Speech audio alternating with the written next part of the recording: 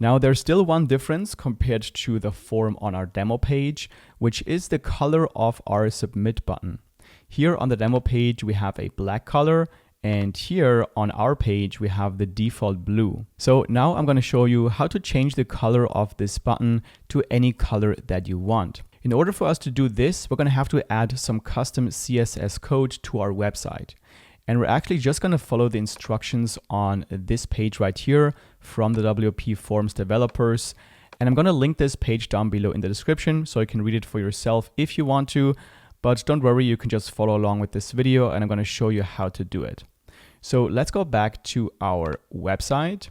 And then we want to click on Customize up here and then scroll all the way down and click on Additional CSS. And then here we need to enter some code to change the color of our button. So the code we need to add is on this page right here.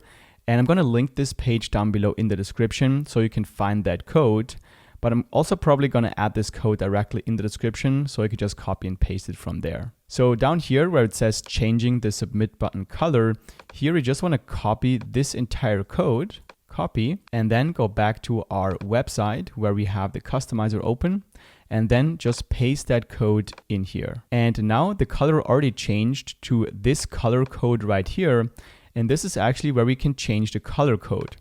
So as long as you know the color code of the color you want to change that button to, you can just enter it right here. So we want to have this button in black. So the black color code is just 6 zeros. So I'm just going to type in 0 6 times, and this will make the button black. And I'm going to do that here as well, 6 zeros. And then down here we have the hover color of the button. So when we hover with the mouse over our button, the color changes. And here I'm just going to add a gray color. So for example, a gray color code would be 363636. And now we can see the button kind of turns gray when we hover over it. And that's it. So to save our changes, let's just click on Publish and exit the customizer.